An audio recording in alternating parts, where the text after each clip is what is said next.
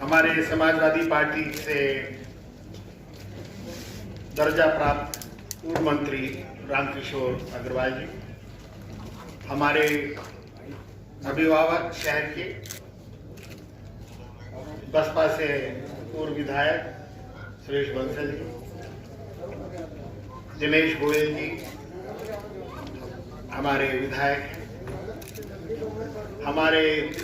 हमारे अशोक जी जो कि व्यापारी कल्याण बोर्ड के उपाध्यक्ष हैं, हमारे सांसद अनिल अग्रवाल जी, कैप्टन विकास गुप्ता जी जो भी दर्जा प्राप्त राज्य मंत्री, हमारे ये वो लोग हैं जो सरकार में शामिल हैं या शामिल रहे हैं।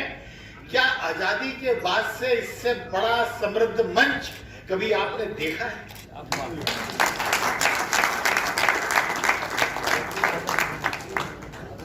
जो वैश्य समाज के जो कार्यकर्ता हैं, उन्होंने ये आज ऐसी महफिल सजाई है कि गाजियाबाद के अंदर, अकेले गाजियाबाद जिले के अंदर इतनी ताकत आपके समाज की हुई है, उसका दृश्य सामने साफ साफ दिखाई दे रहा है। बात जी हमारे, उन्होंने कहा पूर्व विधायक, अरे विधायक मतलब इतना छोटा भी नहीं होता है, मैं भी हूं, लेकिन उससे बहुत बड़ा ताकत महिला आयोग का अध्यक्ष होना होता है। अगर किसी ने झूठी भी शिकायत कर दी और इन्होंने बुला लिया तो समन है। ये बता रहा हूं, अभी कभी आप उन्हें विधायक पूर्व विधायक कहे जा रहे हैं, अगर अपनी ताकत दिखा दी तो पता पड़ जाए। कभी सोचा था गाजियाबाद के वासियों ने कि एक दिन ऐसा आएगा जो हमारे नाम पे लिखा जाएगा?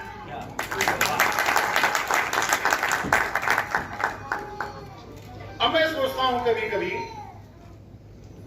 कि बड़े हिम्मत करके कह रहा हूं कि रामकिशोर अग्रवाल जी ने कहा कि भाई मैं तो अतुल गर्ग से सीनियर हूं, उम्र में भी बड़ा हूं, समझदार भी ज्यादा हूं, अब की बात तो मेरा नंबर लगना चाहिए। और बंसल जी ने भी यही कहा, तो फिर क्या हो, वो तो शुगर है, मयंक गोयल, पवन गोयल जी भी आए, वो भी यही कह सकते हैं। तो या अगर ये सबके सब कुछ ना कुछ कहने लगे तो इस वैश्विकता का क्या हो?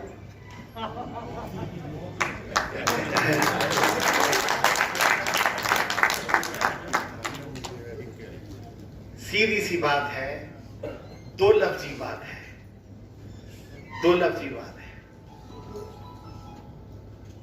कि हमारी ताकत और हमारी एकता आपस के वाद विवादों में नहीं बंटनी चाहिए। ये सारी ताकत समाज की हो और समाज की ताकत देश की काम आनी चाहिए।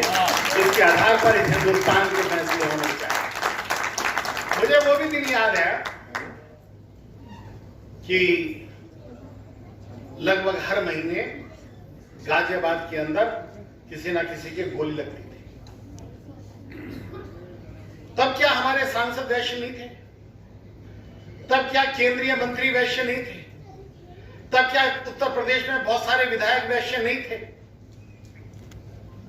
ऐसा भी नहीं था कि उनका खून ना खौलता, ऐसा भी नहीं था कि वो कुछ करना ना चाहते हैं, लेकिन जिस धारा में वो बह रहे थे वो धारा उन्हें वो शक्ति नहीं देती थी जिसके लिए वो किसी का हाथ पकड़ सकते थे।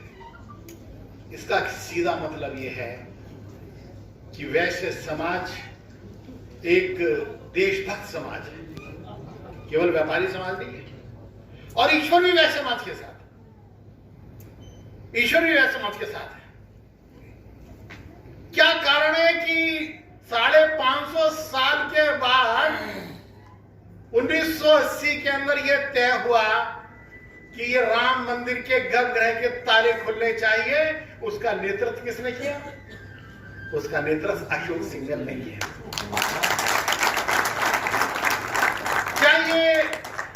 ये जो जिम्मेदारी दी गई, क्या ये किसी इंसानी ताकत की दी हुई जिम्मेदारी थी? अरे ये ईश्वर ने ये तय किया कि अगर हिंदुस्तान का आजादी के लिए सबसे बड़ा इकट्ठा करने के लिए कश्मीर से कन्याकुमारी तक अगर किसी को नेतृत्व देना है तो उन्होंने गांधी जी को दिया। फिर उसके बाद में एक जिम्मेदारी भरा काम दिया कि अब भैया राम मंदिर भी बनना चाहिए, गर्भगृह का ताला खुलना चाहिए, तो अशोक सिंघल को दिया। अब राम मंदिर बनने की जिम्मेदारी किसकी है? वो चंपत राय जी की है, चंपत लाल जी की। वो कौन है?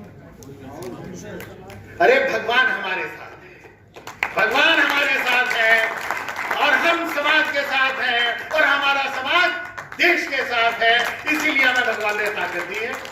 इस ताकत को बिखरने मत दो, इस ताकत को छोटी छोटी बातों पे बिखरने मत दो।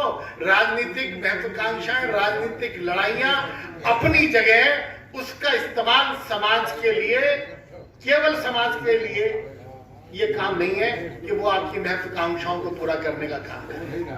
समाज की जिम्मेदारी बहुत बड़ी है, बहुत बड़ी है। तो इस समाज को देश के साथ जोड़ के चलना है हमें, इस समाज को समाज के साथ जोड़ के चलना है हमें। और इस समाज के अंदर चाहे राम किशोर अग्रवाल हो, चाहे सुरेश चंद्र बंसल हो, चाहे अब्दुल गर्ग हो, हमें एक साथ रहना है। बहुत बहुत धन्यवाद। भारत माता की